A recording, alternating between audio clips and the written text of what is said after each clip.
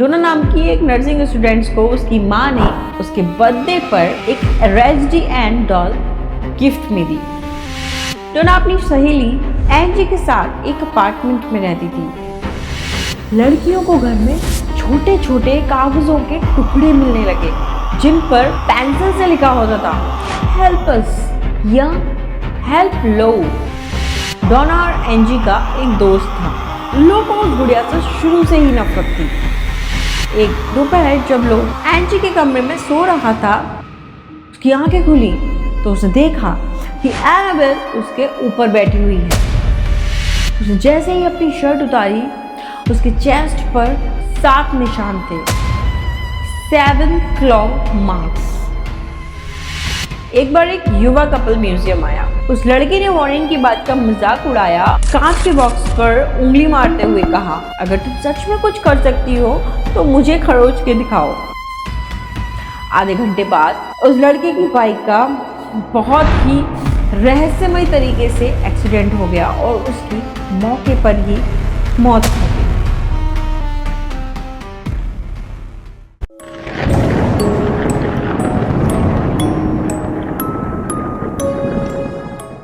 दोस्तों, आपने फिल्मों में एनाबेल को एक ऐसी गुड़िया के रूप में देखा है जिसे देखकर ही डर लग जाता है, लेकिन अगर असली एनाबेल को आप अगर देखेंगे तो उसे अपने बच्चे के कमरे में रखने में एक पल की भी देरी नहीं करेंगे। गोल चेहरा, लाल धागे जैसे बाल और बड़ी बड़ी बटन जैसी आंखें, लेकिन यही वो मुखौटा है जिसे पहनकर एक शैतानी ताकत ने दर्जनों जिंदगियां बर्बाद कर दी। Famous paranormal investigators Ed and Lorraine Warren ने साफ साफ कहा था, गुड़िया खुद शापित नहीं है, ये सिर्फ एक वेसल है, एक जरिया है, एक ऐसी शक्ति के लिए जिसे न दर्द महसूस होता है और ना जिसके अंदर दया है। एनाबेल चलती नहीं है, वो मैनिपुलेट करती है, वो डराती है, वो आपकी मानसिक शक्ति को धीरे धीरे खत्म कर देती है ताकि वो आपके शरीर पर कब्जा कर सके। Welcome back to realm with Deepika. आपका बहुत बहुत स्वागत है मेरी जो हॉन्टेड डॉल्स वाली सीरीज है उसके एक और एपिसोड में। आज के इस एपिसोड में मैं फिल्मों के पर्दे को हटाकर उस असली एनाबेल की हिस्ट्री के बारे में आपको बताऊंगी जो आज भी वेरेन्स ऑकल्ट म्यूजियम में एक पवित्र कांच के बॉक्स में बंद है।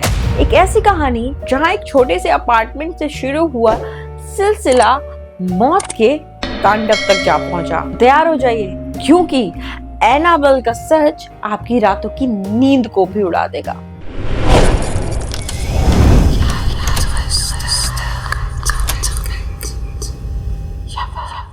ये खौफनाक दास्तान शुरू होती है साल 1970 में। डोना नाम की एक नर्सिंग स्टूडेंट्स को उसकी माँ ने उसके बर्थडे पर एक रेज़डी एंड डॉल गिफ्ट में दी।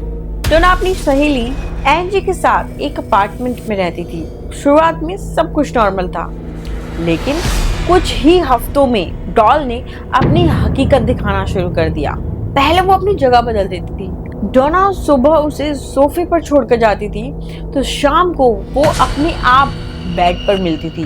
धीरे धीरे मूवमेंट और भी अजीब तरह से बढ़ने लगे। लड़कियों को घर में छोटे छोटे कागजों के टुकड़े मिलने लगे जिन पर पेंसिल से लिखा होता था हेल्प अस या हेल्प लो। अब सबसे डरावनी बात यह थी कि डोना के घर में ना तो पेंसिल थी और ना ही उस तरह के पेपर्स। एक शाम जब डोना घर लौटी तो उसने जो देखा उसका खून सूख गया। एनाबेल के हाथों और चेस्ट पर ताजा खून के धब्बे थे। ऐसा लग रहा था जैसे वो खून गुड़िया के अंदर से निकल रहा हो। घबराकर उन्होंने एक मीडियम को बुलाया। उस मीडियम ने उन्हें एक झूठी कहानी सुनाई कि वहाँ एक 7 साल की बच्चे की रूह है जिसका नाम एनाबेल हिगिंस है। लड़कियों ने उसे तरस खाकर वहां रहने की इजाजत दे दी और यही उनकी सबसे बड़ी गलती थी, क्योंकि शैतान को घर में घुसने के लिए बस आपकी इजाजत ही चाहिए।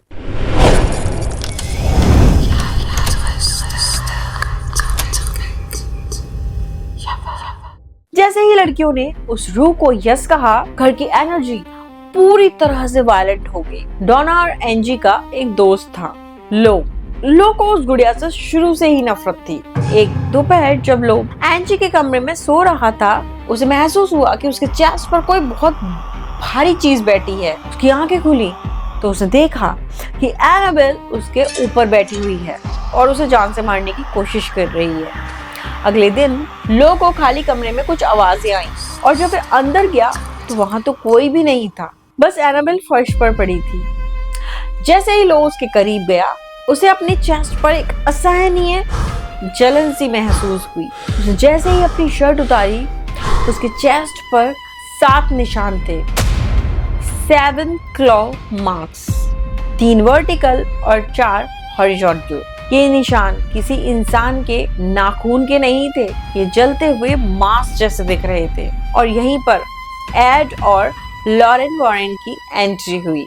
उन्होंने घर का मुआयना किया और तुरंत बताया कि वहां किसी बच्चे की रूह नहीं है। उन्होंने कहा, डिमोन्स don't have human names, it's a trick. शक्ति डोना की रूह को तोड़ना चाहती थी ताकि वो उस पर कब्जा कर सके। वॉरेन ने वहां एक एग्जॉर्सिज्म करवाया और उस गुड़िया को हमेशा के लिए अपने साथ ले जाने का फैसला किया।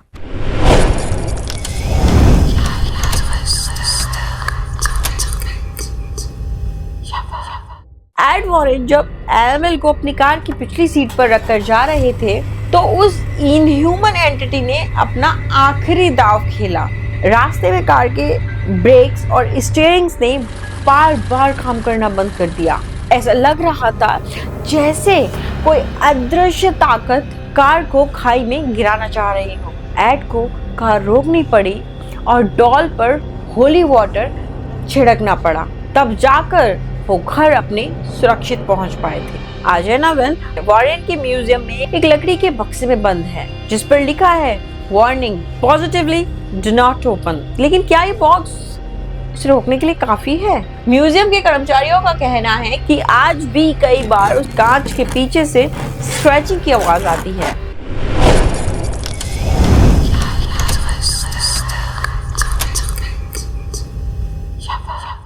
अब मैं आपको एक रियल लाइफ ट्रेजेडी बताती हूँ। एक बार एक युवा कपल म्यूजियम आया। उस लड़की ने वॉरेन की बात का मजाक उड़ाया और एनाबेल के कांच के बॉक्स पर उंगली मारते हुए कहा, अगर तुम सच में कुछ कर सकती हो तो मुझे खरोच के दिखाओ। एड वॉरेन ने उसे तुरंत म्यूजियम से बाहर निकाल दिया।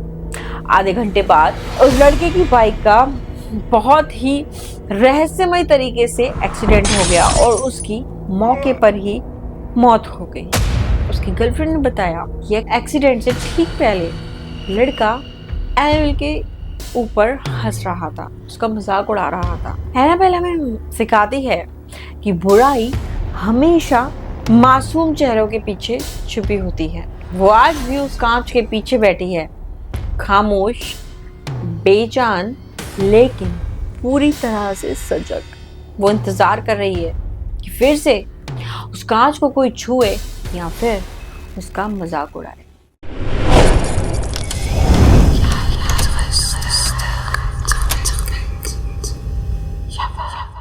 मैं आपको बताती हूँ कि एड और लॉरेन के आने से पहले डोना के अपार्टमेंट में जो हुआ वो महज जगह बदलना, शिफ्टिंग ही नहीं था। पैरानॉर्मल रिपोर्ट्स के अनुसार अक्सर एनाबेल हवा में तैरती हुई दिखाई देती थी। एंजी ने एक बार बयान दिया कि उसने एनाबेल को एक बार एक रूम से दूसरे रूम में वर्टिकल कंडीशन में हवा में तैरते हुए देखा था।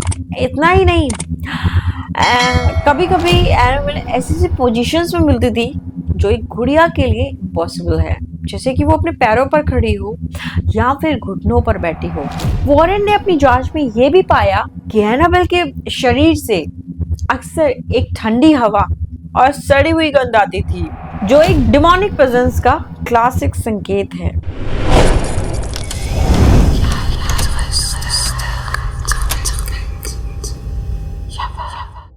क्या आप जानते हैं कि उस मीडियम ने डोना को जो कहानी सुनाई थी वो एक बहुत बड़ा जाल था।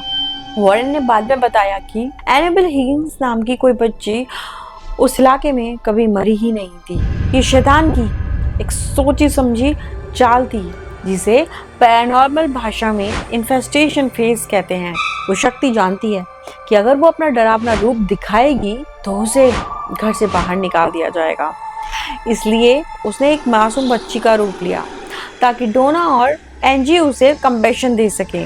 जैसे ही उन्होंने उसे रहने की अनुमति दी, उन्होंने अनजाने में शैतान के साथ एक बाइंडिंग कॉन्ट्रैक्ट साइन कर लिया।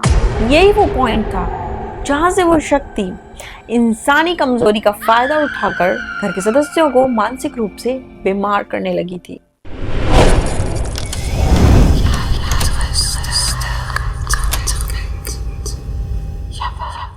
वॉरेन की म्यूजियम में ले जाने के बाद भी एनाबेल शांत नहीं हुई थी। एड वॉरेन ने अपनी डायरी में लिखा था कि म्यूजियम की शुरुआती रातों में उन्होंने अपने हॉलवे में एक काली परछाई ब्लैक शैडो देखी है, पर जब वो वहां टॉर्च जलाते तो उन्हें कुछ भी दिखाई नहीं देता था। लेकिन एनाबेल का बक्सा जो ताले से बंद था, उसके अंदर एनाबेल की दिशा पूरी तरह बदली हुई होती थी। एक और चौंकाने वाला तथ्य यह है कि एनाबेल के बक्से पर होली वाटर छिड़कने के लिए एक स्पेशल अलार्म तक सेट किया गया था। कई बार बिना किसी फिजिकल टच के वो अलार्म खुद से बज उठता था।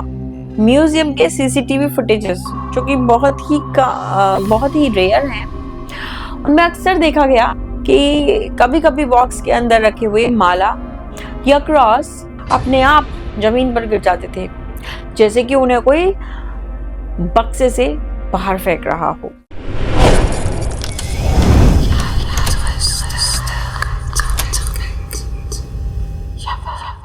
एनाबेल के खौफ का एक और शिकार उसके घर की एक और पुरानी हाउस कीपर थी। कहा जाता है कि वो महिला वॉरेन की गैर मौजूदगी में म्यूजियम की सफाई करती थी। एक बार उसने गलती से उस बॉक्स को साफ करते हुए कुछ अपशब्द कह दिए थे। अगले कुछ हफ्तों तक उस महिला को वही भारी सिसकियां और भारी कदमों की आहट सुनाई देती रही, जो डोना के अपार्टमेंट में सुनाई देती थी। वो इतनी बीमार पड़ गई कि उसने काम छोड़ दिया और वॉरेन के अनुसार उसकी मौत एक बहुत ही रहस्यमय तरीके से हुई। एनाबेल सिर्फ उन्हें नुकसान नहीं पहुंचाती जो उसका मजाक उड़ाते हैं, बल्कि उन्हें भी नुकसान पहुंचाती है जो उन्हें कंट्रोल करने की कोशिश करते हैं। अगस्त 2020 में एक खबर उड़ी कि एनाबेल म्यूजियम से गायब हो गई है। हालांकि बाद में इसे एक अफवाह बताया गया, लेकिन क्या आप जानते हैं कि वो अफवाह क्यों उड़ी थी? क्योंकि म्यूजियम के एक रूटीन चेकअप के दौरान एनाबेल उस बक्से में नहीं थी जहाँ उसे होना चाहिए था। वो फर्श पर पड़ी मिली थी। क्या ये सिर्फ एक अफवाह थी या एनाबेल सच में एक नए घर की तलाश में निकल चुकी थी? मैं हूं दीपिका और आप सुन रहे थे रियल विद दीपिका पर एक और हॉन्टेड डॉल की कहानी में। आशा करती हूँ आपको मेरी ये डॉल वाली सीरीज बहुत पसंद आ रही होगी और आप सब लोग बहुत एंजॉय कर रहे होंगे मेरे चैनल की इन कहानियों को। गाइस, अगर आपका कोई और सजेशन है, अगर आप चाहते हैं कि आपकी कोई हॉरर स्टोरीज है जिसको मैं अपने इस शो पर नरेट करूं, तो आप मुझे मेरे मेल आईडी पर जो डिस्क्रिप्शन में दिया हुआ है उस पर अपनी स्टोरीज मुझे शेयर कर सकते हैं। और साथ ही अगर आप चाहते हैं कि आप मेरे साथ बैठकर अपनी कोई रियल लाइफ इंसिडेंट या हॉरर स्टोरी को सुनाएं, तो भी आप मुझे अपना किस्सा मुझे मेल पर शेयर कर सकते हैं। अगर मुझे आपकी स्टोरी पसंद आई तो मैं डेफिनेटली आपको अपने पॉडकास्ट पर इनवाइट करूंगी और आपके साथ बैठकर एक हॉरर शो रिकॉर्ड करूंगी।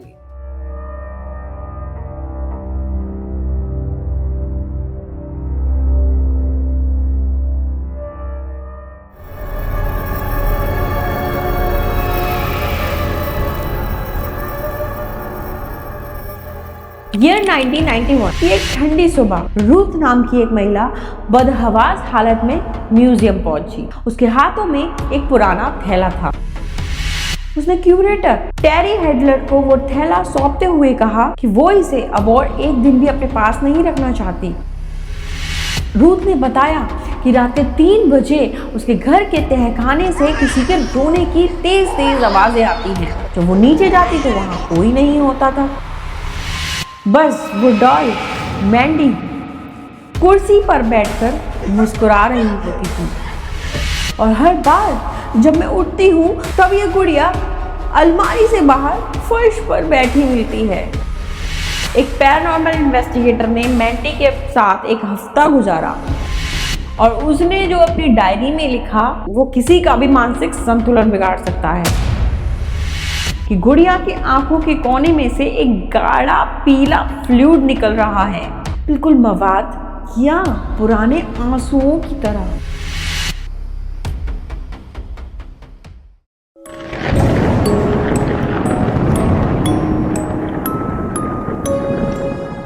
दोस्तों, क्या आपने कभी एक ऐसी चीज को देखा है जिसे देखने के बाद आपके दिमाग की घंटियां बज गई हो?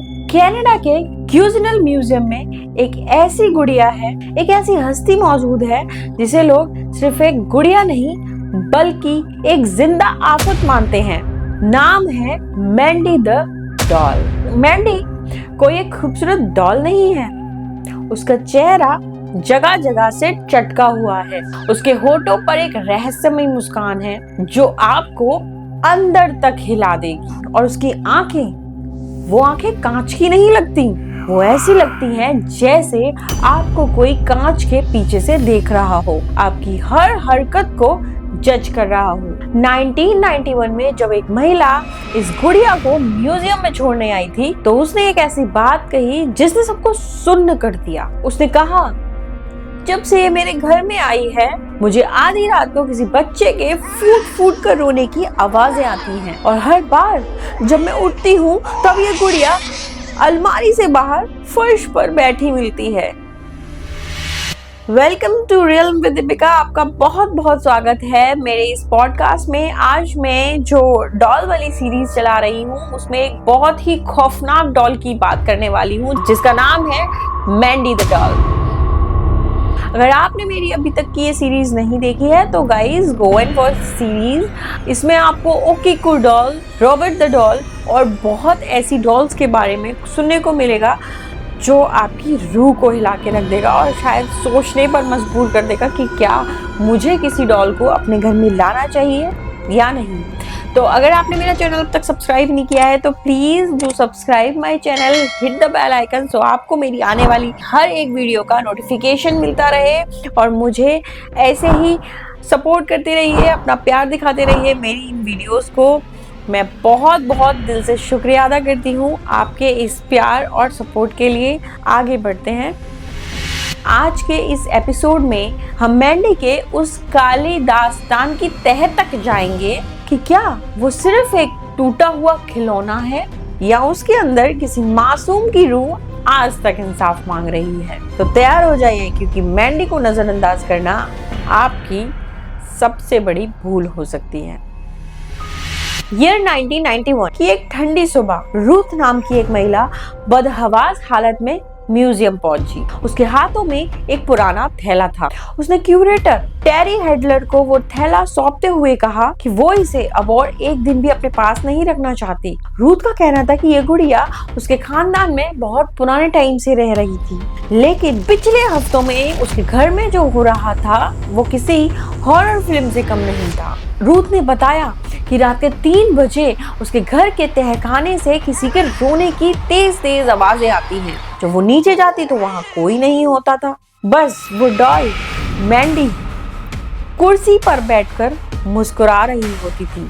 सबसे डरावनी बात यह थी कि घर की खिड़कियां जो रूथ ने खुद से बंद करी थी वो सुबह खुद ब खुद खुली मिलती थी।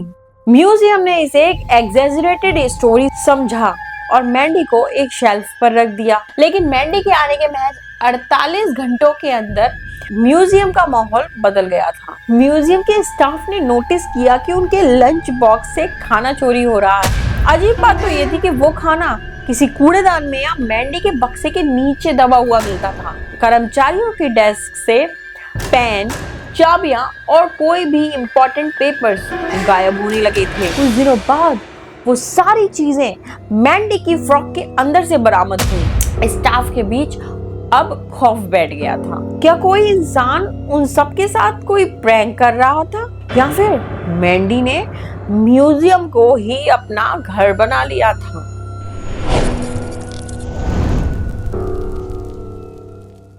मैंडी सिर्फ सामान ही इधर उधर नहीं करती थी, बल्कि उसकी एनर्जी बहुत ही हॉस्टाइल यानी कि आक्रामक थी।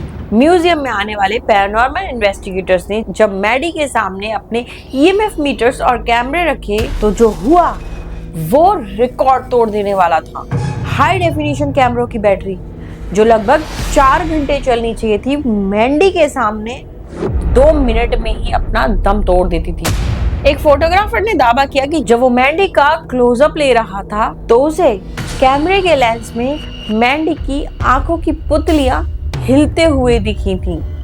Just imagine guys, how it can be possible with a doll. और फिर जैसे ही उसने कैमरा हटाया, मैंडी फिर से बेजान हो गई थी, बिल्कुल एक नॉर्मल डॉल की तरह। मैंडी को स्टार्टिंग में दूसरी डॉल्स के साथ रखा गया था, लेकिन बाद में उसकी हरकतों को देखते हुए, लेकिन अगली सुबह जो नजारा दिखा उसने गार्ड्स की रूह को कपा दिया था। मैंडी के पास रखी गई दूसरी डॉल्स तहस नहस थी। किसी के हाथ पैर मरोड़े हुए थे, किसी का मुंह मरोड़ा हुआ था और किसी किसी के तो चेहरे पर ऐसे स्क्रैचेस के निशान थे जैसे किसी ने उन्हें छोटे छोटे नाखूनों से खुरच किया हो। अब हैरानी की बात तो यह है कि मैंडी अपनी जगह पर बिल्कुल शांत बैठी थी, जैसे कि उसने कुछ किया ही ना हो, वो तो बस एक बेजान डॉल है। इसके बाद म्यूजियम ने तय किया कि मैंडी को एक सॉलिटरी कन्फिनमेंट यानी अकेले बक्से में रखा जाएगा। वो आज भी एक बुलेट प्रूफ कांच के पीछे बंद है, लेकिन बंद होने के बाद भी आज भी उसकी आंखें टूरिस्ट का पीछा करती हैं। लोग कहते हैं कि आप कैमरे के किसी भी कोने में खड़े हो, आपको ऐसा महसूस होगा कि जैसे मैंडी की आंखें बस आपको ही घूर रही हैं।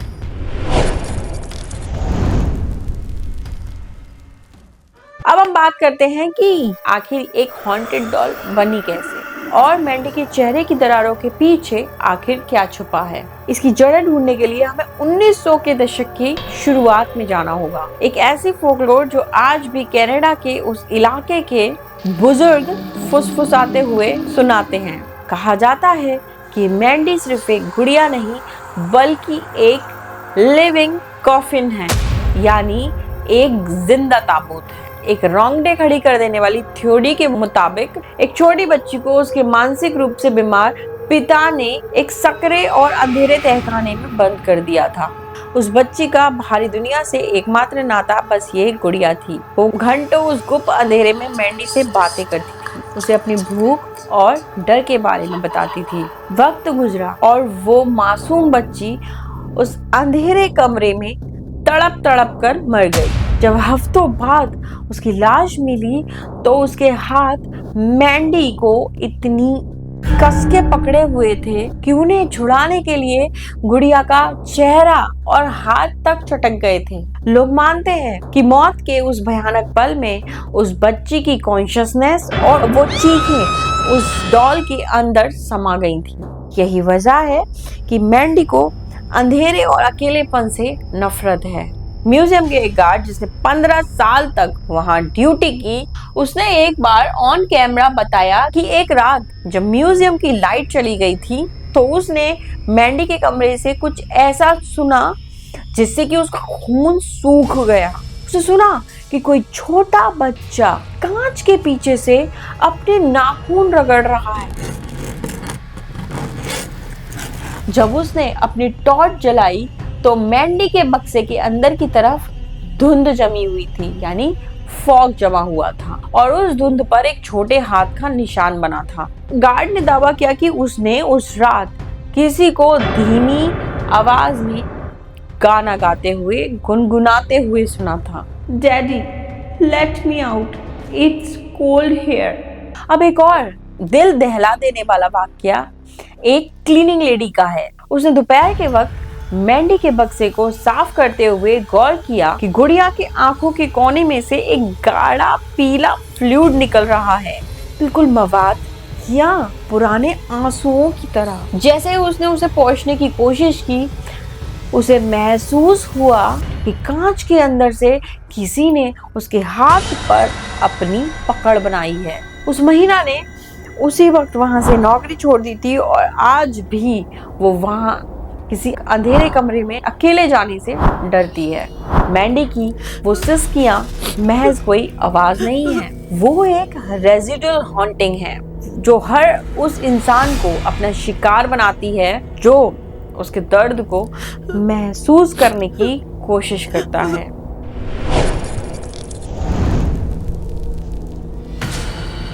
मैंडी के बारे में सबसे भयावह बात यह है कि वो स्टैटिक नहीं है, वो एक प्रीडेटरी एंटिटी की तरह बिहेव करती है। म्यूजियम में आने वाले अक्सर टूरिस्ट एक अनकैनी वैली इफेक्ट महसूस करते हैं, एक ऐसा डर जो आपकी हड्डियों के अंदर तक जाता है। एक पैरानॉर्मल इन्वेस्टिगेटर ने मैंडी के साथ एक हफ्ता गुजारा और उसने जो अपनी डायरी में लिखा वो किसी का भी मानसिक संतुलन बिगाड़ सकता है। अब सुनिए जरा उन्होंने अपनी डायरी में क्या लिखा। उसने लिखा कि मैंडी की मुस्कान हर दिन बदलती है, कभी वो उदास दिखती है तो कभी उसकी मुस्कान इतनी चौड़ी और शैतानी हो जाती है कि उसके फटे हुए गालों के अंदर की रुई और तार तक दिखने लगते हैं। उसने ये भी नोटिस किया कि मैंडी के बक्से के पास का तापमान हमेशा बाकी म्यूजियम से 5 से 10 डिग्री कम रहता है। एक बार एक पैरानॉर्मल इन्वेस्टिगेटर टीम ने रात के वक्त एक स्पिरिट बॉक्स सेशन यहाँ पे किया था। उन्होंने पूछा, मैंडी यहाँ क्या कर रही हो? और जवाब में सुनिए क्या आता है। और वो जो आवाज आती है वो कई आवाजों के मिले हुए जैसे मिश्रण होता है, एक मिक्स वॉइस जैसी वॉइस थी, कोई बच्चे की आवाज नहीं थी वो। और वो कहती है, I am not Mandy, I am just use her. क्या इसका मतलब ये है कि उस बच्ची की रूह के अलावा भी उसके अंदर कोई और डेमोनिक एंटिटी भी वहां रह रही थी, उस डॉल के अंदर, उस डॉल की शेप के अंदर, जिसने मैंडी को अपना घर बना लिया है। मैंडी का खौफ म्यूजियम की दीवार के बाहर भी फैल चुका है। जो लोग मैंडी की फोटो अपने फोन में रखते हैं उनमें से कई ने रिपोर्ट किया है कि उनके फोन की गैलरी एप्स अपने आप डिलीट हो रही हैं। Isn't it creepy? या फिर रात में उनके फोन्स में अनजान नंबरों से कॉल्स आने लगते हैं। और ये सब कुछ उसी के बाद से होना शुरू होता है जब से उन्होंने मैंडी का फोटो अपने फोन में सेव किया है।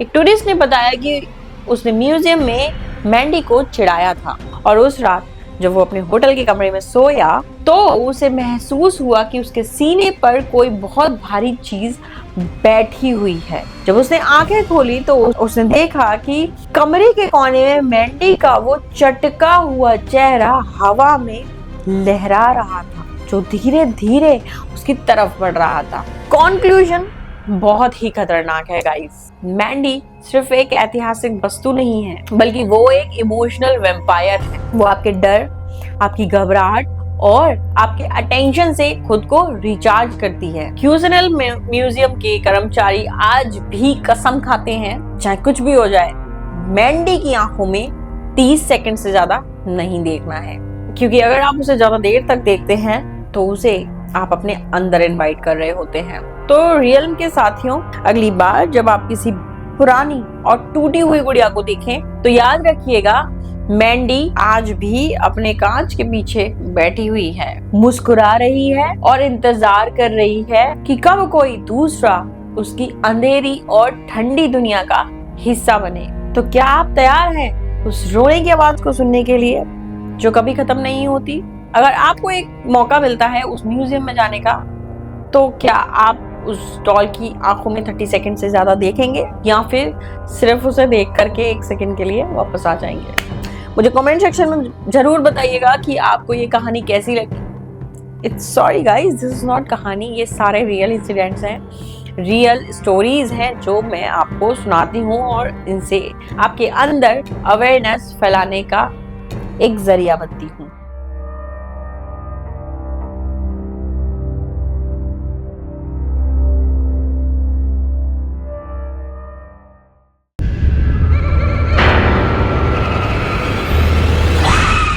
सोचिए, एक मासूम सा बच्चा अपने कमरे में खेल रहा है। अचानक उसके कमरे से 2 तरह की आवाज़ें आने लगती हैं। एक आवाज़ जो उस बच्चे की है और दूसरी आवाज़ एक कर्कश और भारी जो उसे डरा रही है।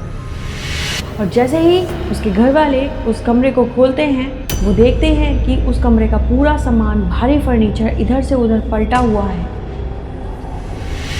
खिलौने टूटे पड़े थे और जीन कमरे के कोने में दुबका हुआ कांप रहा था। उसने रॉबर्ट की तरफ इशारा किया। Robert did it. Mama, Robert did it. उसने इसे सिर्फ कपड़े और रुई से ही नहीं भरा था, बल्कि उस पुतले के अंदर इंसैनिटी और मैलिस यानी पागलपन और दुर्भावना के मंत्र फूंके थे।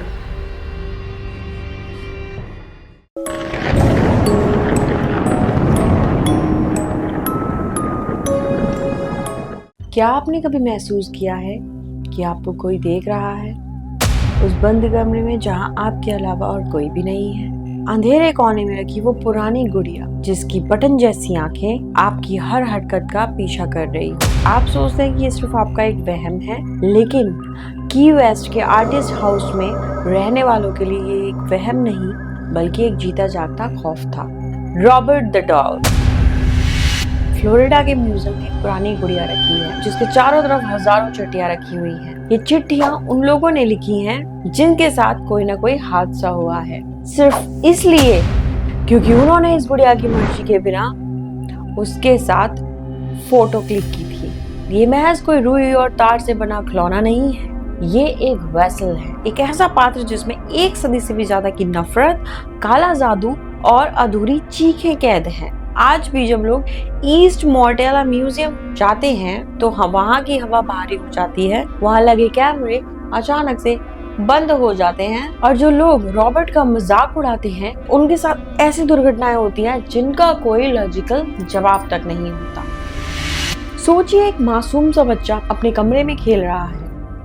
अचानक उसके कमरे से 2 तरह की आवाजें आने लगती हैं।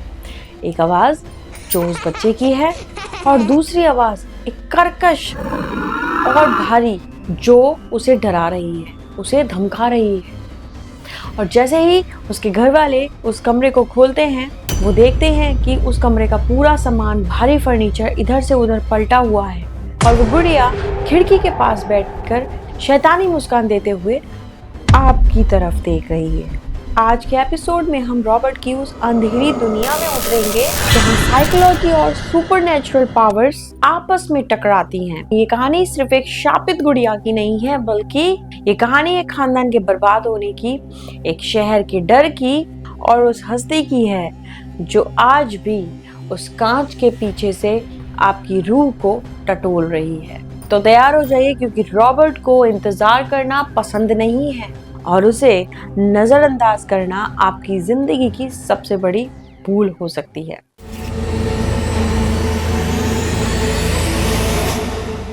रॉबर्ट की कहानी शुरू होती है साल 1904 से, लेकिन इसकी जड़ें उससे कहीं ज्यादा गहरी और काली हैं। ये वो दौर था जब की वेस्ट में वुडू और ओबी जैसी गुप्त विद्याओं का बोलबाला था। ऑटो परिवार शहर का सबसे रईस और रसूखदार परिवार था, लेकिन उनके महल जैसे घर के पीछे एक बहुत ही बदसूरत सच छुपा था। कहा जाता है कि थॉमस ऑटो और उनकी पत्नी अपने नौकरों के साथ बहुत बुरा बर्ताव करती थी। जुल्म की इंतहा तब हुई जब उन्होंने एक बहमास से आई एक युवा नौकरानी को उस हद तक प्रताड़ित किया जबकि उसकी सांसें थमने नहीं लग गई थी। लेकिन वो ये नहीं जानते थे कि उस लड़की के पास वो ताकतें हैं जिन्हें वो समझ भी नहीं सकते थे। उसने अपनी बेइज्जती का बदला लेने के लिए एक रास्ता चुना, द वुडो डॉल। उसने हाथ से 3 फीट तक का एक पुतला बनाया। उसने इसे सिर्फ कपड़े और रुई से ही नहीं भरा था, बल्कि उस पुतले के अंदर इंसैनिटी और मैलिस यानी पागलपन और दुर्भावना के मंत्र फूंके थे। कुछ लोग तो यहाँ तक कहते हैं कि उस गुड़िया के सर पर जो बाल थे वो खुद उस लड़की के या किसी परिवार के सदस्य के असली बाल थे। उसने ये गुड़िया परिवार के सबसे छोटे सदस्य यानी रॉबर्ट यूजी जीन ऑटो को तोहफे में दे दी। जीन ने उस गुड़िया का नाम अपने ही नाम पर रखा, रॉबर्ट। यहीं से शुरू हुआ वो भयानक सिलसिला जिसने जीन के पूरे परिवार की पहचान को ही मिटा के रख दिया। जीन अब हर वक्त रॉबर्ट के साथ रहने लगा। वो उसे खाना खिलाता, उससे बातें करता, उसके साथ सोता। घर के नौकरों ने अचानक से महसूस किया कि जीन अक्सर अकेले में बातें करता है, लेकिन जवाब में जो आवाज आती थी वो किसी इंसान की नहीं हो सकती थी। एक रात जीन के कमरे से ऐसी चीखें निकली जिससे कि पूरा घर दहल गया। जब उसके माँ बाप कमरे में पहुंचे तो नजारा बहुत ही खौफनाक था। कमरे की अलमारियां गिरी हुई थी, खिलौने टूटे पड़े थे और जीन कमरे के कोने में दुबका हुआ कांप रहा था। उसने रॉबर्ट की तरफ इशारा किया और 2 शब्द कहे जो अगले 70 सालों तक उस घर की दीवारों पर गूंजने वाले थे। Robert did it, mama, Robert did it. मतलब कि रॉबर्ट ने किया है ये सब कुछ, जो उसका डॉल था। जीन की आंखों में वो मासूमियत नहीं थी, यहाँ एक गहरा खौफ था, मानो उस गुड़िया ने उसके दिमाग पर कब्जा कर लिया। ये कोई साधारण खिलौना नहीं था, बल्कि ये एक साइकोलॉजिकल एंकर बन चुका था, जिसने धीरे धीरे पूरे परिवार की शांति को छीन लिया था।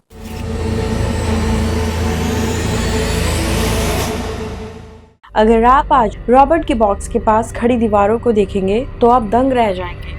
वहाँ हजारों चिट्ठियां और ईमेल चिपके हुए हैं। ये कोई प्रशंसकों के, जो रॉबर्ट के फैन हैं, उनके चिट्ठियां और मेल नहीं है, बल्कि उन लोगों की है जो अपनी जिंदगी की भीख रॉबर्ट से मांग रहे हैं। दुनिया के कोने कोने से लोग रॉबर्ट को लेटर्स लिखते हैं। इनमें से ज्यादातर पत्रों की शुरुआत एक ही तरह से होती है, dear Robert, I am so sorry. अब मैं एक आपको कहानी सुनाऊंगी जो रियल केस स्टडी है। ये एक टूरिस्ट की है जिसने रॉबर्ट का मजाक उड़ाते हुए कहा था, अरे ये तो सिर्फ एक पुराना कचरा है, एक बेकार सा डॉल। उस व्यक्ति के अपने घर वापस आते ही जो सबसे पहला इंसिडेंट उसके साथ हुआ, उसकी वाइफ का एक्सीडेंट हो गया। दूसरा, उसकी नौकरी चली गई। और तीसरा, बहुत ही रहस्यमय तरीके से उसके पूरे घर में आग लग गई। अंत में हार मानकर उसने अपने हाथ से लिखा हुआ एक अपोलॉजी लेटर रॉबर्ट को लिखा और उसमें अपने जान बख्शने की मिन्नतें की। हैरानी की बात यह है कि जैसे ही म्यूजियम को ये पत्र मिलते हैं, ये लेटर्स मिलते हैं, तो अचानक से लोगों की लाइफ में चेंजेस आना भी शुरू हो जाते हैं। मतलब हाउ इज इट पॉसिबल? कई लोग दावा ये करते हैं कि उनकी मुसीबतें अचानक से आई थी, वो अचानक से खत्म भी हो गई। तो अब क्या रॉबर्ट एक ऐसी शक्ति है जो सिर्फ एक रेस्पेक्ट और सबमिशन मांगती है? क्या वो एक ऐसा ईगो है जिसे एक सदी से फीड किया जा रहा है? ये सेगमेंट हमें सोचने पर मजबूर कर देता है कि क्या इंसान का डर ही उस गुड़िया को ताकत दे रहा है, या फिर उस गुड़िया के अंदर सच में कोई ऐसी शैतानी ताकत है जो हमारे हर शब्द को सुन रही है।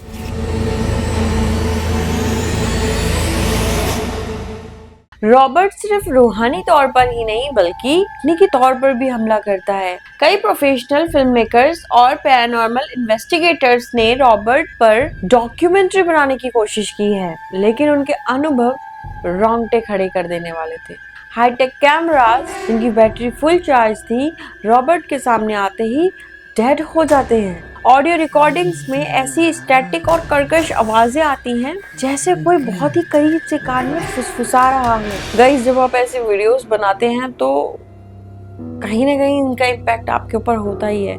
आई डोंट नो व्हाई, मैं बहुत एनर्जेटिक रहती हूँ, लेकिन जब भी मैं शूट करने जाती हूँ, जब भी मैं रिकॉर्डिंग शुरू करती हूँ, मुझे बहुत ही लो फील होने लगता है थोड़ी देर बाद। इवन मैं बात करते करते भी हिचकिचाने लगती हूँ। कभी कभी मेरी लाइट रूम की ये जो लाइट्स हैं ये भी फ्लिकर करने लग जाती हैं, जो अभी 2 सेकंड पहले हुआ था और उसको हमने कट कर दिया। चलिए आगे बढ़ते हैं। एक मशहूर पैरानॉर्मल शो की टीम ने जब रॉबर्ट के कमरे में EMF मीटर्स लगाए तो उसकी रीडिंग इतनी ऊपर चली गई कि डिवाइस ने काम करना ही बंद कर दिया। तो वहाँ काम करने वाले गार्ड्स बताते हैं कि रात के सन्नाटे में जब म्यूजियम पूरी तरह खाली होता है तो उन्हें CCTV फुटेजेस रॉबर्ट के बक्से के पास एक काला साया दिखाई देता है, और जब वो वहाँ जाकर देखते हैं तो रॉबर्ट की आंख की पुतलियां बदली हुई दिखाई देती हैं, मानो वो कैमरे में मौजूद किसी अदृश्य चीज को देख रहा हो।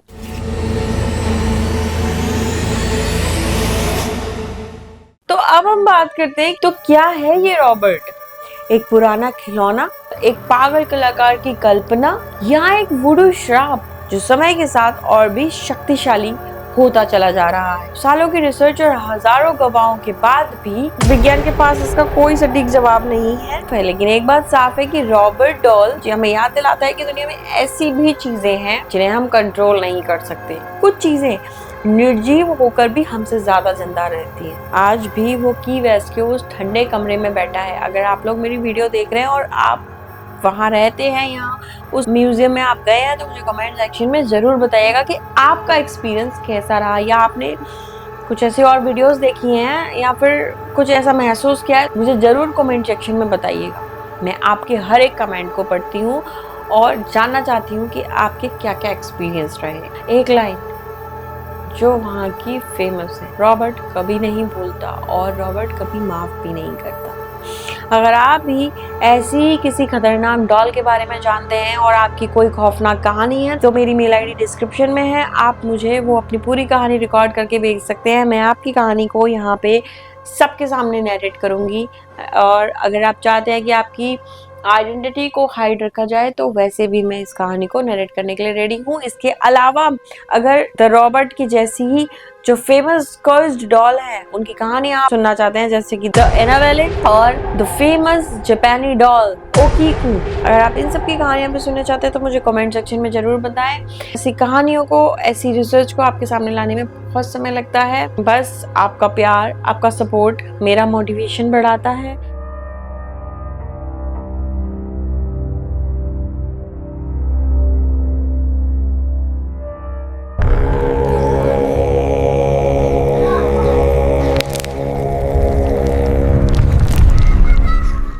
साल का एक लड़का जिसका नाम इकीची सुजुकी था। एक म्यूजियम में उसे एक पारंपरिक जापानी गुड़िया दिखी, काले बाल, सफेद चेहरा और रेशमी की मोनो। इकीची ने वो गुड़िया खरीदी और अपनी छोटी बहन को गिफ्ट में उसके बर्थडे पर दे दी। महज 1 साल बाद ओकीकू को तेज बुखार आया और मलेरिया की वजह से उस बच्ची की मौत हो गई। लेकिन कुछ हफ्तों बाद सुजुकी परिवार ने कुछ ऐसा नोटिस किया जिससे कि उनके पैरों तले जमीन खिसक गई। गुड़िया के बाल जो पहले छोटे थे, यानी कि उसकी चिन तक आते थे, अब अचानक से वो बाल उसके कंधों तक आने लगे थे। उन्होंने उस गुड़िया को इवामी जामा के मन्ने नजी मंदिर के पुजारियों को सौंप दिया और उन्होंने पुजारियों को पूरा सच भी बताया। शुरुआत में तो पुजारी भी डरे हुए थे। उन्होंने गुड़िया को एक लकड़ी के बक्से में रखा और उसकी निगरानी शुरू कर दी, और जो उन्होंने इसके बाद देखा, अब उनके भी होश उड़ चुके थे। मंदिर के एक पूर्व सेवक ने बताया कि एक बार किसी ने ओकीकू का मजाक उड़ाते हुए उसे भद्दी सी गुड़िया कह दिया था। उस रात उस व्यक्ति को अपने सपने में एक बच्ची दिखी जो उसका गला दबा रही थी और बेरहमी से उसको मारने की कोशिश कर रही थी।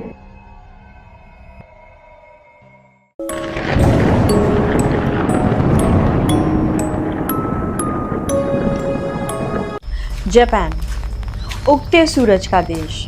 यहाँ की गलियां जितनी शांत हैं, यहाँ के मंदिर उतने ही गहरे रहस्यों को अपने अंदर समेटे बैठे हुए हैं।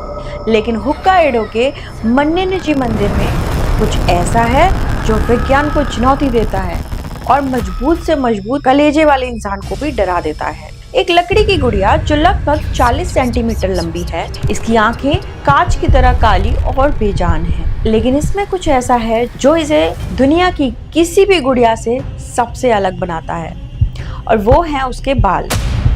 जी हाँ, आप सही सुन रहे हैं, उसके बाल। ओकीकू डॉल बाल काटने के बावजूद भी उसके बाल वापस से बढ़ते हैं। ये महज कोई कहानी नहीं है, बल्कि इसे देखने के लिए दुनिया भर से लोग उस मंदिर में जाते हैं। जब इसे पहली बार खरीदा गया था तब इसके बाल सिर्फ चिन तक थे, लेकिन आज इसके बाल इसके घुटनों तक पहुंच चुके हैं। सोचिए, एक निर्जीव चीज जिसके अंदर ना खून है, ना मांस है, ना हड्डी है और ना ही सांसें, तो फिर उसके बाल एक इंसान की तरह आकर कैसे बढ़ सकते हैं? जापानी लोग मानते हैं कि इस गुड़िया के अंदर एक छोटी बच्ची यूरी यानी एक भटकती हुई रूह कैद है।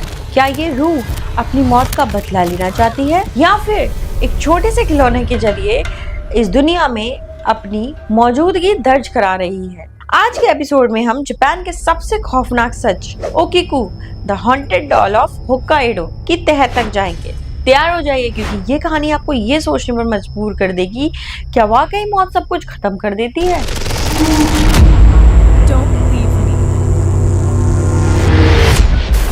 Welcome to the real.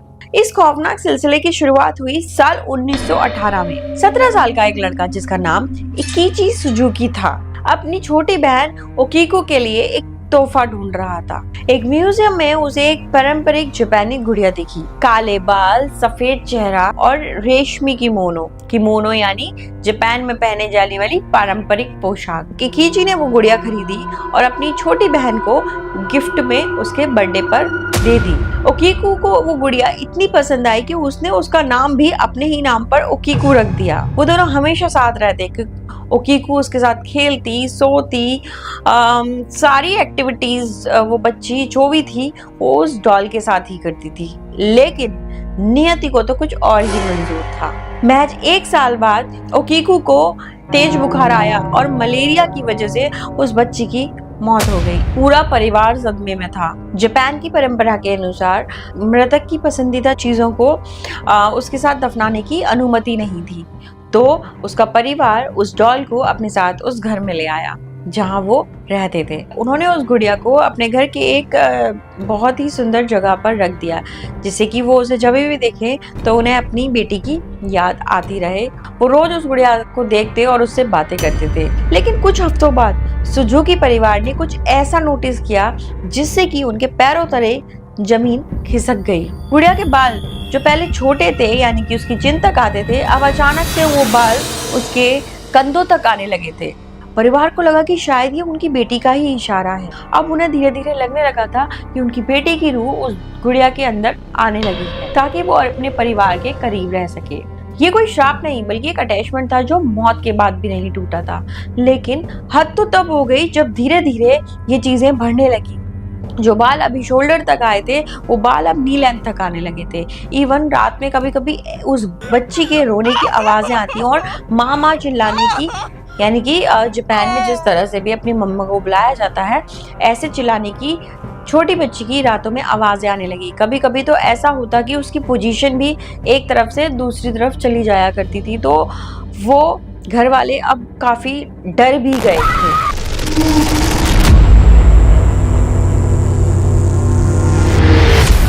1938 में सुजुकी परिवार को अपना घर छोड़कर जाना पड़ा। वो जानते थे कि ओकीकू को अपने साथ नहीं ले जा सकते थे क्योंकि उसके साथ बहुत सारी ऐसी घटनाएं भी होने लगी थी जो कहीं और शिफ्ट होने में उन्हें प्रॉब्लम क्रिएट कर सकती थी। तो उन्होंने उस डॉल को एक मंदिर को दान कर दिया। उन्होंने उस गुड़िया को इवामी जामा के मन्ने नजी मंदिर के पुजारियों को सौंप दिया और उन्होंने पुजारियों को पूरा सच भी बताया। शुरुआत में तो पुजारी भी डरे हुए थे। उन्होंने गुड़िया को एक लकड़ी के बक्से में रखा और उसकी निगरानी शुरू कर दी। और जो उन्होंने इसके बाद देखा, अब उनके भी होश उड़ चुके थे। गुड़िया के बाल वाकई में दिन ब दिन बढ़ते जा रहे थे और तो और उस डॉल के बाल बढ़ने के साथ साथ डॉल के बालों का कलर भी चेंज हो रहा था। इवन जैसे एक ह्यूमन के बाल होते हैं वो बाल कुछ ऐसे ही लगने लगे थे, ना कि वो किसी डॉल के जैसे बाल होते हैं वैसे थे। अब बात करते हैं साइंटिफिक एनालिसिस, क्या कहता है इस पे, साइंस क्या कहती है। जब इस बात की चर्चा पूरी दुनिया में फैली तो जापान की कुछ लैब ने ओकीकू के बालों का सैंपल टेस्ट किया। जो रिजल्ट सामने आया उसने पैरानॉर्मल रिसर्च की दुनिया में तहलका मचा दिया। फॉरेंसिक टेस्ट में ये साबित हुआ कि ओकीकू के बाल ह्यूमन हेयर है। ये किसी प्लास्टिक या रेशम के धागे के नहीं थे बल्कि असली इंसान के बाल थे। अब यहाँ सबसे डरावनी बात यह है कि जापान के कुछ लोक कथाओं के एक्सपर्ट्स का कहना है कि अगर आप ओकीकू के मुंह के कुछ करीब जाएंगे और ध्यान से देखेंगे तो शायद आपको उसके दांत भी धीरे धीरे बढ़ते हुए दिखाई देंगे। और हाँ, वो दांत बिल्कुल एक छोटे बच्चे के दांतों जैसे दिखाई देते हैं। तो अब बात यह है कि क्या एक लकड़ी का बेजान ढांचा धीरे धीरे इंसानी शरीर में बदल रहा है।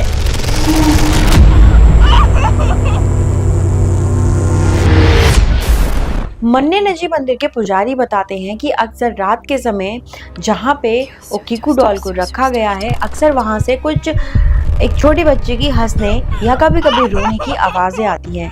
इवन कभी कभी तो जब सुबह उस जगह पे देखा जाता है तो उस डॉल के जो ड्रेस है वो भी कभी कभी डिसअरेंज होती है, जैसे कि किसी ने उसके साथ रात भर खेला हो। कई भक्त जो मंदिर में प्रार्थना करने आते हैं वो दावा करते हैं कि ओकीकू की आंखें उनका पीछा कर रही हैं। आप कमरे के किसी भी कोने में खड़े हो, आपको ऐसा महसूस होगा कि वो काली कांच जैसी आंखें सीधे आपकी रूह में झांक रही हैं। अब जैसे कि मैंने लास्ट वीडियो बनाई थी रॉबर्ट द डॉल की तरह ओकीको एग्रेसिव नहीं है, लेकिन इसकी एनर्जी बहुत ही हैवी और उदासीन है। वो एक छोटी बच्ची की रूह है जिसे शायद ये अभी तक पता भी नहीं है कि उसकी मौत हो चुकी है।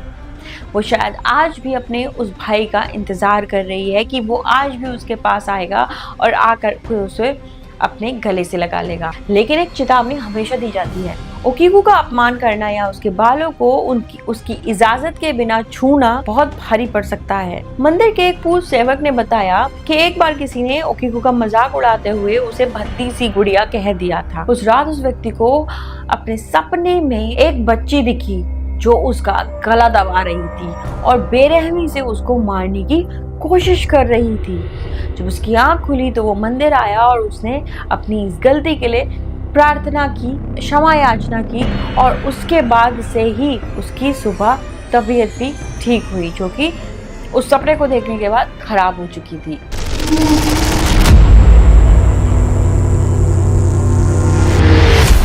ओकीको डॉल आज भी उस मंदिर में मौजूद है। जापान के उन रहस्यों में से एक है जिसका जवाब ना तो धर्म के पास है और ना ही साइंस के पास है। क्या ये मुमकिन है कि गहरा प्यार और दुख किसी निर्जीव चीज में जान फूंक सकता है, या फिर ये कोई प्राचीन जापानी जादू है जिसे हम आज तक समझ नहीं पाए हैं? लेकिन इससे पहले कि जो मैंने वीडियो बनाई है रॉबर्ट द डॉल, उसको आप क्या कहेंगे? अगर आपने वो वाली मेरी वीडियो नहीं देखी है तो go and watch the full video of the Robert doll.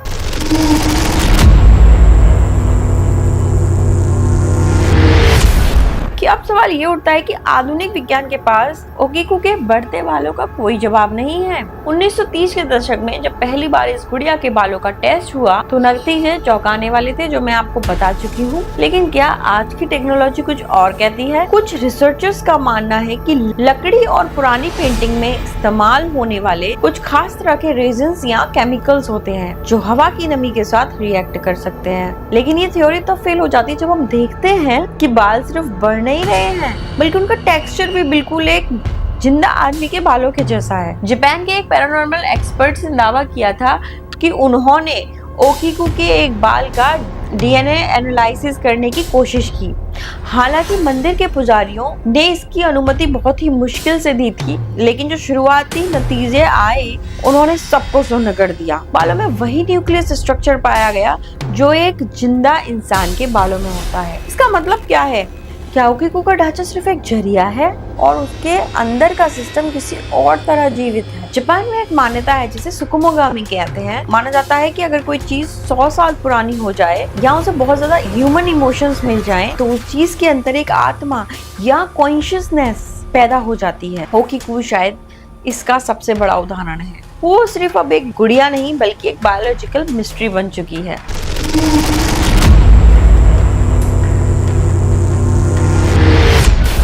ओकीको अकेली नहीं है। जापान में हिना मत्सुरी मनाया जाता है जहाँ सुंदर गुड़िया को सजाया जाता है, लेकिन इन्हीं के बीच छुपी होती हैं कुछ ऐसी गुड़िया जिन्हें निन्गयो कहा जाता है और जिनके साथ अजीबोगरीब हादसे हुए होते हैं। एक मशहूर किस्सा है क्योतो के एक पुराने घराने का। वहाँ एक पुश्तैनी गुड़िया थी जिसकी आंखें रात में चमकती थी। घर के नौकरों ने बताया कि उन्होंने कई बार गुड़िया को अपनी जगह से हटकर फर्श पर बैठे देखा है। जापानी संस्कृति में ऐसी गुड़िया को बाहर फेंक देना मतलब कि मौत को सीधे दावत देने जैसा होता है।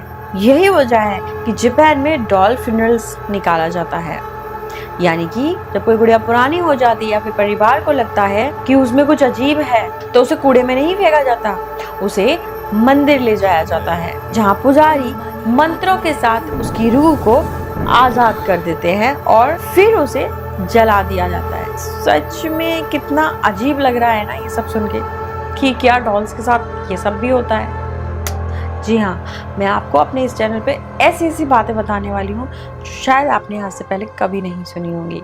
तो अगर अभी तक आपने मेरा चैनल सब्सक्राइब नहीं किया है तो जल्दी से जाके सब्सक्राइब कर लो गाइज, आपको बहुत कुछ अच्छा मिलेगा सुनने के लिए, और अगर नहीं करोगे तो छूट जाएगा। तो चलिए आगे बढ़ते हैं। लेकिन ओकीको के साथ कभी भी ऐसा नहीं किया गया था, क्योंकि पुजारियों का मानना था कि ओकीको के अंदर कोई बुरी रूह नहीं थी, बल्कि अपने मौत के उस पल में रुक गई थी जहां उसे अपने भाई के प्यार की सबसे ज्यादा जरूरत थी।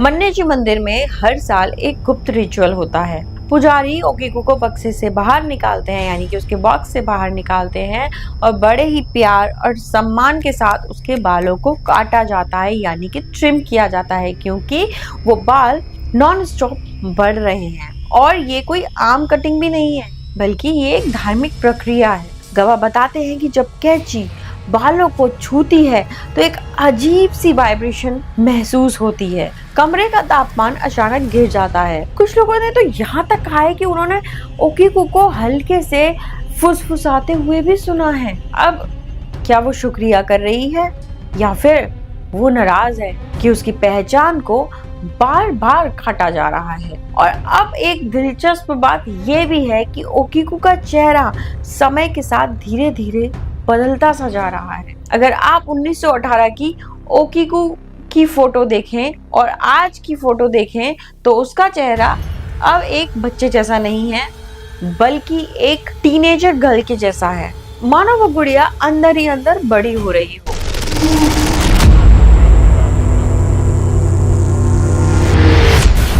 रॉबर्ट द डॉल और ओकीकू एक दुनिया के इस कोने में है और दूसरा उस कोने में। रॉबर्ट नफरत और गुस्से का प्रतीक है, क्योंकि उसे बनाया ही वैसे गया था, लेकिन ओकीकू प्यार और अधूरेपन की मिसाल। लेकिन दोनों में एक ही समानता है, दोनों ने इंसानी समझ की सीमाओं को तोड़ दिया है।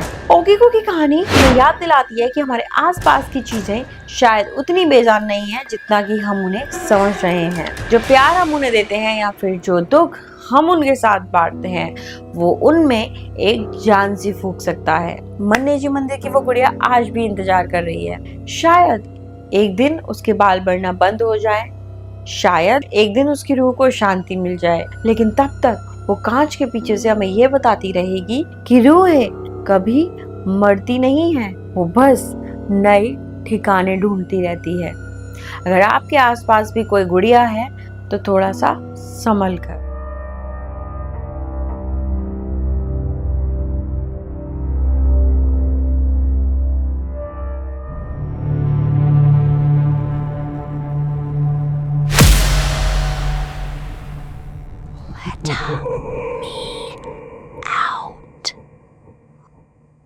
Is that hate carried in the story? Absolutely. The hate, the sorrow, the anguish, pity, the murderous feelings, yes. आज की ये जो डॉल है, ये उन सब की, अगर मैं कहूँ तो शायद हॉन्ट करने में बाप है उनकी।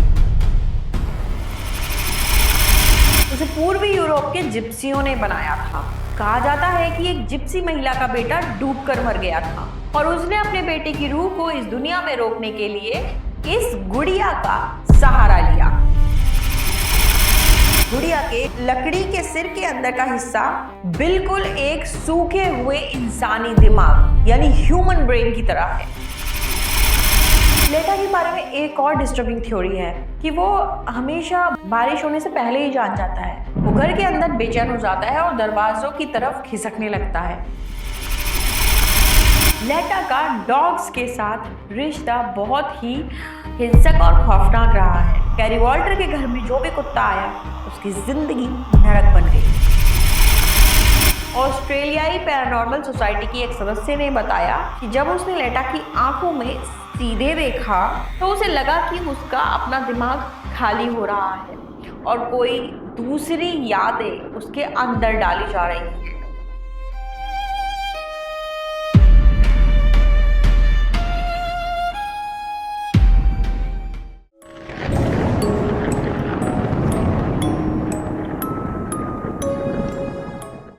क्या आप एक ऐसी चीज पर यकीन करेंगे जो लकड़ी की तो बनी है लेकिन जिसके अंदर इंसानी धड़कन सुनाई देती है?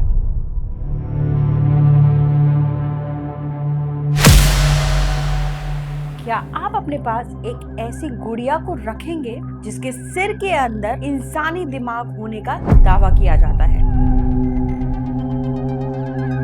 आज हम बात कर रहे हैं ऑस्ट्रेलिया की सबसे शापित चीज की, लेटा द डॉल। इसे लेट मी आउट भी कहते हैं। इसे 1970 के दशक में वेगा के एक पुराने घर के नीचे से खोजा गया था। लेकिन ये गुड़िया वहां आई कैसे और क्यों, इसे देखने वाले पैरानॉर्मल एक्सपर्ट्स का कहना है कि इसके अंदर कोई रूह कैद है जो सदियों से बाहर निकलने की कोशिश कर रही है। मैंडी और रॉबर्ट की तरह ये गुड़िया भी सिर्फ चीजों को इधर से उधर नहीं फेंकती है, बल्कि ये आपके इमोशंस तक को कंट्रोल कर सकती है। उसे देखकर लोग बिना वजह रोने लगते हैं, कुत्तों को दौरे पड़ने लगते हैं और जिस कमरे में वो रहता है वहां की हवा इतनी भारी हो जाती है कि सांस लेना तक मुश्किल हो जाता है। आज के एपिसोड में हम उस लेटा की उस 200 साल पुरानी विरासत को खोलेंगे जो वुडू, जिप्सी मैजिक और एक अधूरी मौत की कहानी है।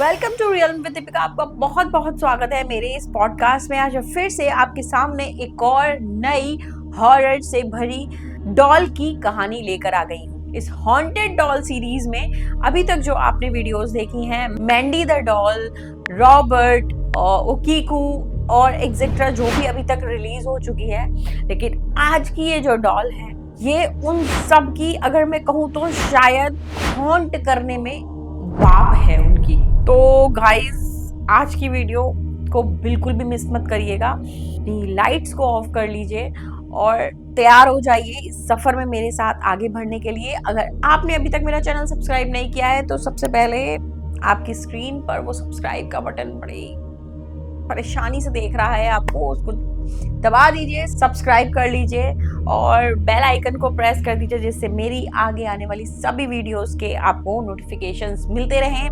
मैं ऐसे ही हॉन्ट से भरी वीडियोस आपके सामने लाती रहूंगी। तो चलिए बढ़ते हैं इस एपिसोड में आगे।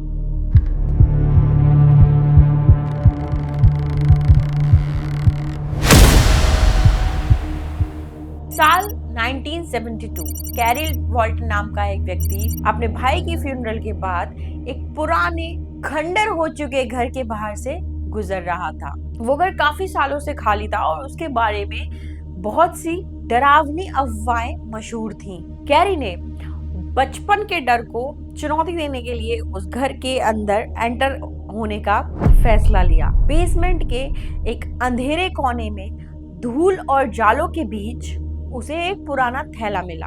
जब उसने उसे खोला तो उसकी चीख निकल गई। अंदर एक अजीब सी दिखने वाली गुड़िया थी। उसकी आंखें कांच की नहीं बल्कि गहरे काले पत्थरों जैसे बनी थी। उसके बाल असली इंसानों के थे और उसके चेहरे पर एक ऐसी नफरत भरी मुस्कान थी जो कैरी ने पहले कभी देखी ही नहीं थी। कैरी उसे अपने घर ले आया, लेकिन जिस रात लेटा उस घर में दाखिल हुआ, लेटा यानी वही कर्स डॉल, कैरी की जिंदगी बदल गई। उसके घर के पालतू कुत्ते लेटा को देखकर ही पागल हो गए। वो भौंकने के बजाय डर के मारे रोने लगे और लेटा के करीब जाने से मना कर दिया। कैरी ने गौर किया कि लेटा अपनी जगह बदल लेता है। अगर उसे सोफे पे रखा जाता है तो खिड़की के पास मिलता है, जैसे वो बाहर की दुनिया को देख रहा हो। सबसे डरावनी बात तब हुई जब कैरी के बच्चों ने उसे बताया कि उन्होंने उस डॉल को रात में बातें करते हुए भी सुना है। वो बार बार एक ही जुमला फुसफुसाता था, let me out, let me out, यानी मुझे बाहर निकालो। यहीं से उसका नाम लेटा रखा गया।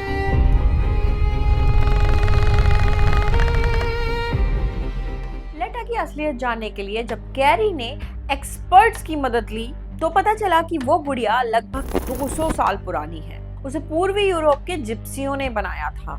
कहा जाता है कि एक जिप्सी महिला का बेटा डूबकर मर गया था और उसने अपने बेटे की रूह को इस दुनिया में रोकने के लिए इस गुड़िया का सहारा लिया। कुछ पैरानॉर्मल इन्वेस्टिगेटर्स और रेडियोलॉजिस्ट ने जब लेटा का एक्सरे किया तब पता चलता है कि गुड़िया के लकड़ी के सिर के अंदर का हिस्सा बिल्कुल एक सूखे हुए इंसानी दिमाग यानी सर्वाइवल्ड ह्यूमन ब्रेन की तरह है। अब बात यह है कि क्या उस माँ ने अपने बेटे के शरीर का कोई एक ऐसा हिस्सा इस गुड़िया के अंदर डाल रखा था जिससे कि उसके बेटे की आत्मा हमेशा के लिए जिंदा रह सके। लेटा के बाल भी असली इंसानी बाल जैसे हैं, जो 200 साल पुराने होने के बावजूद भी आज भी चमकदार है। एक्सपर्ट्स का मानना है कि लेटा एक सोल वेसल है। वो सिर्फ एक खिलौना नहीं है, बल्कि वो एक मरे हुए बच्चे का शरीर है, जिसे लकड़ी और कपड़ों में दोबारा सिल दिया गया है। कैरी वॉल्टर ने एक बार एक टीवी इंटरव्यू में बताया, It was in the night time when the cars came in the opposite way, the reflection of the light from the cars made the bag look like it was moving, and I was driving. My brother, John, who was with me, he let it go for about 15 minutes and then put his hand round my shoulder and started saying, "Let me out." जब भी वो लेटा को गाड़ी में लेकर चलते थे तो इंजन अचानक बंद हो जाता था या ब्रेक फेल होने लगते थे। उसका रीजन ये था कि लेटा को घर से बाहर जाना बिल्कुल भी पसंद नहीं था। वो हमेशा घर में रहना चाहता था। वो चाहता था कि उसे उस अंधेरे में ही छोड़ दिया जाए जहां से वो आया है।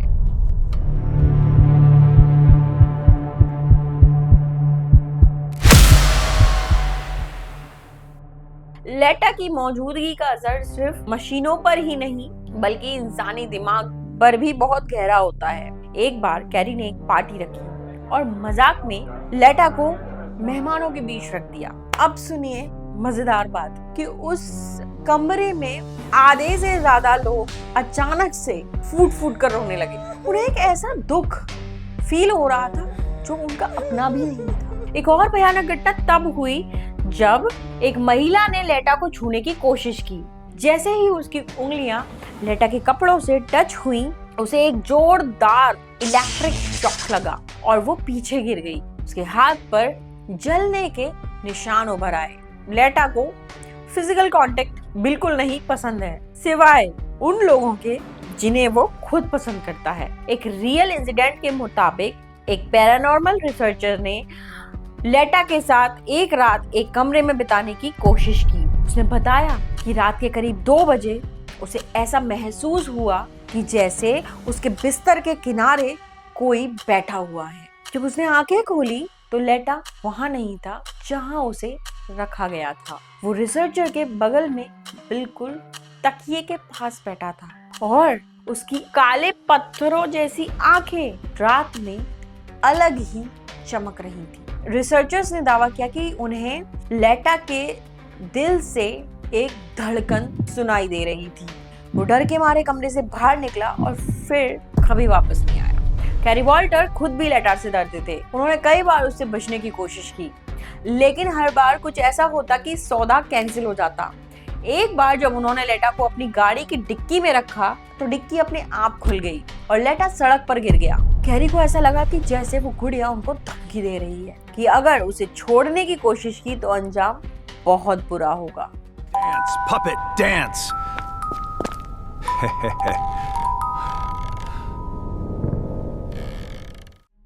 लेटा का खौफ आज भी बरकरार है। वो आज भी कैरी वॉल्टन के पास है, या फिर कहें कि कैरी लेटा के पास है। कैरी का कहना है कि लेटा ने उनकी जिंदगी को एक तरह से हाईजैक कर दिया है। वो एक बस पपेट मास्टर की तरह काम करता है। लेटा के बारे में एक और डिस्टर्बिंग थ्योरी है कि वो हमेशा बारिश होने से पहले ही जान जाता है। वो घर के अंदर बेचैन हो जाता है और दरवाजों की तरफ खिसकने लगता है। कुछ लोगों का मानना है कि लेटा के अंदर जो रूह है वो उस बच्चे की है जो पानी में डूबकर मरा था, इसलिए उसे एक पानी से एक अजीब सा जुड़ाव और खौफ दोनों है। एक बार एक न्यूज क्रू लेटा की शूटिंग करने आया। जैसे ही उन्होंने लाइव ऑन की, स्टूडियो के सारे बल्ब एक साथ ब्लास्ट हो गए।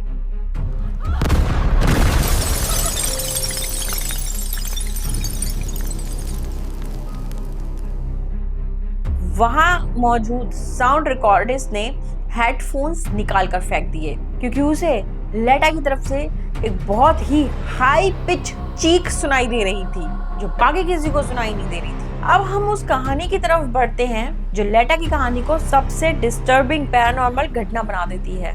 कैरी वॉल्टर ने जब लेटा को दुनिया के सामने पेश किया तो कई वैज्ञानिकों ने इसे हॉक्स या मजाक का करार दिया, लेकिन 1990 के दशक में एक साहसी रेडियोलॉजिस्ट ने लेटा का फुल बॉडी एक्सरे किया और सिटी स्कैन करने का भी फैसला किया। जो नतीजे सामने आए वो सबके होश उड़ा देने वाले थे। एक्सरे की प्लेट्स पर लेटा के लकड़ी के सिर के अंदर एक अजीब सी घनी आकृति दिखाई दी। जैसे कि मैंने पहले भी बताया, साइंटिस्ट के अनुसार ये आकृति बिल्कुल सर्वाइवल ह्यूमन ब्रेन की थी। अब सवाल फिर से वही उठता है कि 200 साल पहले उस जिप्सी महिला ने क्या ये जादू नहीं किया था? क्या उसके अपने मृत बेटे का हिस्सा वाकई में उस गुड़िया के अंदर उसके सिर में है? सिर्फ यही नहीं, स्कैन में लेटा के सीने के पास कुछ ऐसे इंटरवूवन फाइबर्स दिखे जो बिल्कुल नसों के जाल की तरह लगते थे। ये कोई रुई या तार का काम नहीं था। कुछ पैरानॉर्मल एक्सपर्ट्स का मानना है कि लेटा एक ऑर्गेनिक ऑटोमेशन है, यानी एक ऐसी चीज जो आधी लकड़ी की है और आधी इंसानी अवशेष।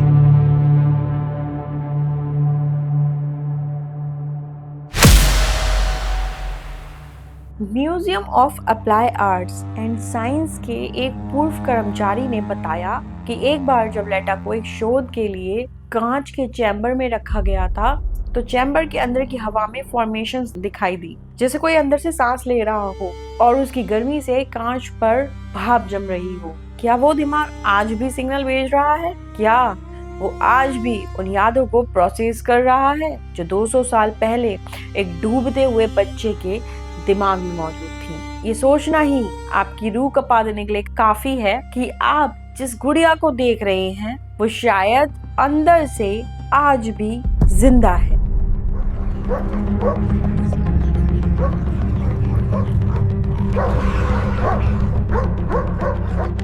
अब बात करते हैं जानवरों की। तो जानवरों के बारे में कहा जाता है कि वो उन चीजों को देख सकते हैं जिन्हें इंसानी आंखें नजरअंदाज कर देती है। लेटा का डॉग्स के साथ रिश्ता बहुत ही हिंसक और खौफनाक रहा है। कैरी वॉल्टर के घर में जो भी कुत्ता आया उसकी जिंदगी नरक बन गई। कैरी के पड़ोसियों ने बताया कि जब भी लेटा को घर के बरामदे में रखा जाता तो पूरे मोहल्ले के कुत्ते एक साथ रोना शुरू कर देते थे।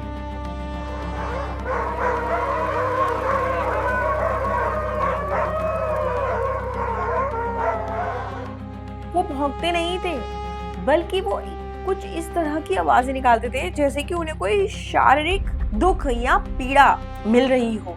एक बार कैरी का अपना खुद का पालतू कुत्ता जो बहुत ही शांत और काम नेचर का था, लेटा के कमरे में घुस गया। कुछ समय बाद वो कुत्ता उस कमरे से इस तरह से भागता है जैसे कि उसने कोई शैतान देख लिया हो। वो डॉग अगले 3 दिनों तक सोफे के नीचे दुबक के रहने लगा और लास्ट में उसने खाना पीना छोड़ दिया। लेकिन खौफ सिर्फ जानवरों तक सीमित नहीं था। लेटा के पास जाने वाले इंसानों ने भी बिहेवियरल शिफ्ट्स महसूस किए थे। कई लोगों ने महसूस किया कि लेटा के पास खड़े होने पर अचानक से उन्हें अपने फेफड़ों में, लंग्स में पानी भरने से जो परेशानी होती है, ऐसा महसूस किया जैसे कि वो डूब रहे हो। अब क्या ये उस बच्चे की जो उस दिन पानी में डूबा था कि आखिरी फीलिंग थी जो लेटा के आसपास खड़े लोगों को महसूस होती है? ऑस्ट्रेलियाई पैरानॉर्मल सोसाइटी की एक सदस्य ने बताया कि जब उसने लेटा की आंखों में सीधे देखा तो उसे लगा कि उसका अपना दिमाग खाली हो रहा है और कोई दूसरी यादें उसके अंदर डाली जा रही हैं। उसने उन यादों में एक पुराने वैगन, आग की लपटों और एक रोती हुई औरत को देखा था। लेटा सिर्फ एक गुड़िया नहीं है, वो एक मेमोरी प्रोजेक्टर है जो अपने दुख को दूसरों पर थोपता है। वो चाहता है कि आप भी वही महसूस करो जो उसने उस टाइम ठंडे पानी में डूबते वक्त महसूस किया था। Let me go. Please, let me go. अब हम बात करते हैं कि आज लेटा कहाँ है। वो आज भी कैरी वॉल्टन के पास है। कैरी ने उसे कई बार बेचने या कहीं छोड़ने की कोशिश की है, लेकिन लेटा ने हर बार साबित किया कि वो उसका पीछा नहीं छोड़ेगा। एक बार एक रईस कलेक्टर ने लेटा के लिए लाखों डॉलर्स की पेशकश की थी और कैरी उसे बेचने के लिए तैयार भी हो गया था। लेकिन जिस दिन सौदा होना था, कैरी को उस रात एक सपना आया।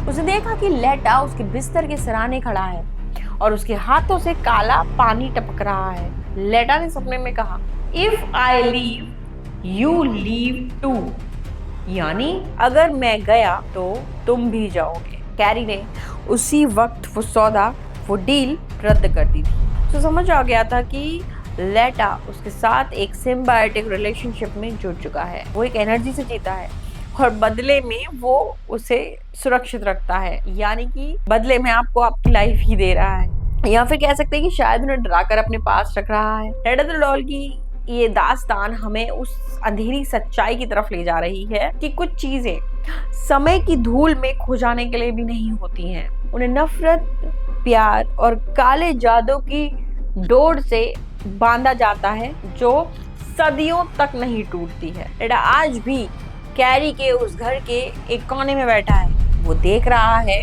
वो इंतजार कर रहा है। उसके बाल आज भी बढ़ते हैं, उसकी धड़कन आज भी सुनाई देती है।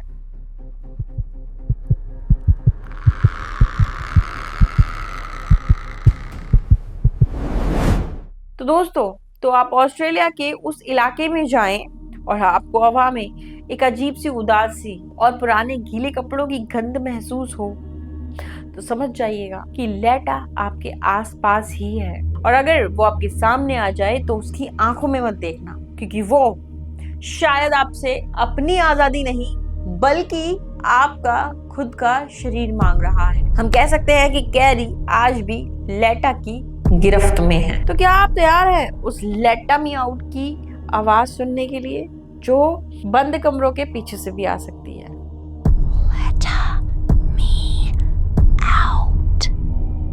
तो guys, this is the story of today.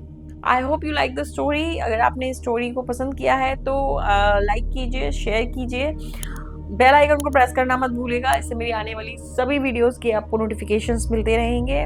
Do subscribe my channel. मैं मिलती हूँ आपसे फिर किसी नई हॉरर स्टोरी के साथ। और हाँ, आप मुझे इंस्टाग्राम और स्पॉटिफाई पे भी फॉलो कर सकते हैं। आपको सारी मेरी वीडियोस स्पॉटिफाई पे भी दिखेंगी और इंस्टाग्राम पे आप मेरे साथ जुड़ सकते हैं। मिलती हूँ आपसे नेक्स्ट स्टोरी में। तब तक के लिए goodbye, stay safe, stay curious.